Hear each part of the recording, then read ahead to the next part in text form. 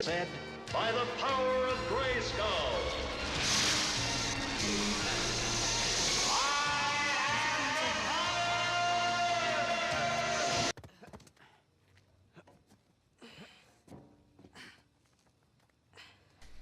Hello, this is just a review for Uncharted 4. Just my review, my opinion. And before I start, this is full of early game footage. I've only just went and got the game today, so for the first couple of hours you're going to see spoilers basically, so if you don't want to know, then just turn it off. But graphics, I'll go through the gameplay, the graphics, and just general, like, my opinion and my first impressions of playing it. I've played all the Uncharted through the series over the years, and I've completed Last of Us as well. So I love it that Naughty Dog's games of old. So I had high hopes for this, and I've got to say I wasn't let down. The graphics are beautiful, they're really good. I'll come to that later. But just you can tell when cause like I say, I've played 1, 2, and 3. So once you start playing, it just oozes Uncharted, so you know. And this bit reminded me of Last of Us, if anything, where you're working with somebody and you know it's seamless. The cutscenes are seamless. So there's no loading in times or anything. So I just love how intuitive it is as well.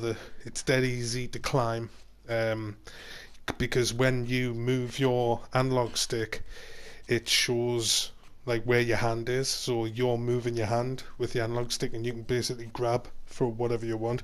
This bit, look, I'm just testing out the animations and stuff, because I heard there was over 90 new animations just for picking up weapons. So now there's like loads of new stuff that looks more fluent when you're chinning people and you're taking the weapons off them, and that it's a lot better than what it was on the old games. I think you had one animation for picking up a weapon normally, standing still, one for when you're running and you're picking up, and one for when you're disarming somebody. So there's like 3. Now there's over 't for different scenarios and stuff like that. So they've really paid attention to the way it looks. It looks so realistic, I think. And this bit, it reminds me of like movies, or the way they should make movies, like game tie-ins, where this could be Back to the Future and you could be Marty McFly here, and you could be running around the clock tower trying to set it up for like the second one. Or it could be the Goonies, or it could be any kind of old movie tie-in where they could have these kind of graphics, this kind of emotion, this kind of standard, and the graphics and everything. They would definitely have a hit on their hands. But that's just like a side note anyway. This is just a little aspect of what the puzzles are like. The puzzles are difficult at first when you first look at them, but the more you study your journal and the more you like try and have a little think about it, it's obvious. But the journal or the letters that you find always give you clues anyway if you get totally stuck. And if you keep trying and trying and trying and getting it wrong, it tells you what to do anyway. It'll just tell you to, like, a little hint. It'll say a hint, and then you can just press up on your directional pad and it'll tell you exactly what to do. But you can turn all that shit off in the menus. But the only reason I've left it on is because I want to see if there's anything new. I don't want to just presume that I know what I'm doing when it's a new title, like a new game anyway. So like this is the kind of thing I was thinking about before, like you could have something in medieval times, or you could be like the Count of Monte Cristo or something like that. Have these kind of graphics and this kind of gameplay, but have a movie tie-in basically, because the movie gives you the characters, the story, the action, everything.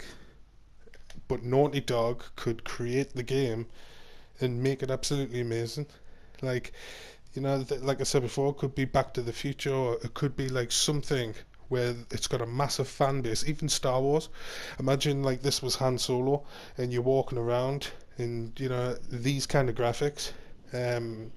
Like you can see, I mean, they're great, they're gorgeous. You could have like a, I know this is Uncharted, but like Indiana Jones, you could have where this would be Harrison Ford or James Bond. It's more James Bond scuba diving, but you know what I mean, Harrison Ford, Indiana Jones, that kind of thing, where you've got the movie name and the movie characters, but just let Naughty Dog do all the graphics and shit like that, because they do a really good job. And the people like Nathan and his brother and that, when they're talking, you can see the eyes move and the way they blink and the eyes shift from left to right. Like, it's so natural and real. You know, it brings them to life. I'm not a very patient person when it comes to cutscenes, so I'd normally skip them if I'm not invested in the story, unless it's a title or something I really love where I want to actually listen to what they say.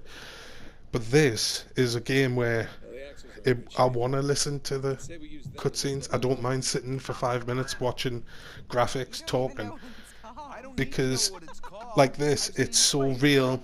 It's like the crack between the brother and Nathan. It's funny. Sully's funny. You know, it's got emotion, it's got drama, and it's got comedy. It's just the really up the ante on the expectations of what's possible now. Oh, I love this bit.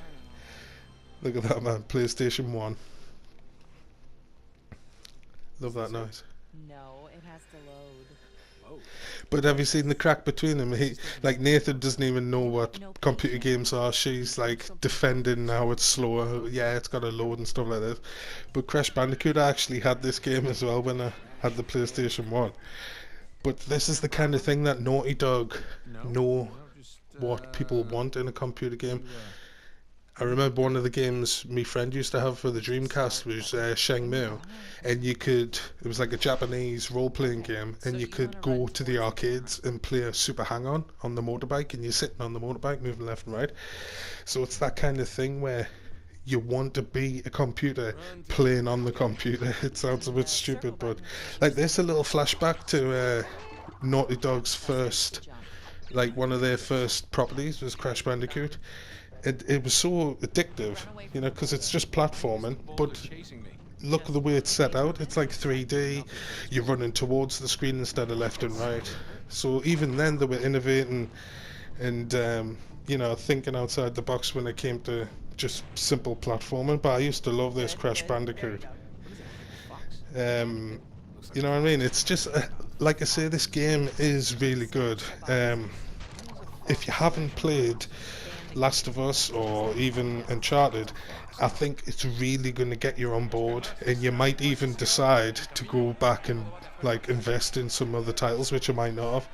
And like this movie tie-ins again, this could be like, I don't know, like Shawshank Redemption or something like that, where you're Andy Dufresne, you look like Tim Robbins, you're trying to escape, you've got to live your day-to-day life in the prison following the movie. You can go to Morgan Freeman and buy stuff off him, and he could be like your trader or your shop, and then you've got free roam of the prison. You've got to stay away from the sisters, and you go to the Hispanics or the blacks, and you know, it's just that kind of 1920s prison. It would be amazing. You could have like a fight club, you could have where the guards maybe have like game of American football, cons versus the guards and shit like that. So, you know, it's just, I wish people would think, or game developers would think of these kind of things and get the rights off the movie. And imagine how well a Shawshank Redemption game would sell if this was it. If this was the Shawshank Redemption game with these kind of graphics and gameplay. Everybody would buy it. Wait, anybody who's liked the movie. But back to this game. I've noticed on this bit, you know, like if you just stay in cover and they just kill everybody for you, you don't even have to shoot if you don't want to. But this is the first time you get to use a gun, really on the game. Because for a lot of about the first half an hour or something, you're Nathan. First you're when he's a kid, so you obviously don't get a gun there. And then you're Nathan jumping about outside and you don't get a gun there because you're stealthing everybody. And then once you've broke out of prison, like get a bit of shooting down, then you're allowed to explore. What's this? Chapter 6. And even now, Chapter 6, it hadn't really kicked off. It hasn't really begun. I think I'm only up to Chapter 8 or 7. But, you know, it's just one of those games where, I mean, look at the graphics. Look at the sun and the, you know, you do feel like there's an open world, even though I know it's not. Because famously, Uncharted 1 was like a corridor, basic funneling. It's on tracks, you have to go where they're telling you where to go. You can't go past some rocks or whatever either side, so you basically, you know, showing you where to go. This is the same kind of thing, but the tunnel is now really wide. So you can only really head one way, but you've got lots more tunnel to explore, like width-wise. So it gives the illusion of that it's an open world, but it's still not. But that doesn't take it away from the gameplay or anything like that. If anything, it just enhances it because it gives you the chance to take your own route. You know, you get loads of different forks in the road, and it's up to you how you can double back and look for treasures, and essentially you're still going to end up in the same place, but you can take your time. There's lots more to explore. Oh yeah, and here, you say that how I missed, but you know, they've still got a bit, they're having a joke about it when I've just missed, so that's another thing, how the NPCs react to what you're doing in the game. It's not just totally all scripted. But you get the rope now. That's a new addition, which is good. I like it. It gives you a chance to reach places that you can't, and you can help do puzzles and shit. But again, it goes to that thing on Batman where you've got a grappling hook, but you can only grapple to where it tells you to, or there's a big R1, or in this case L1, showing you where you can grapple, which is shit. You know, because it's pointless. It's basically telling you this is the only place you can do it. So what you should do is be able to just have no prompt and just throw your rope, and if it sticks, it sticks.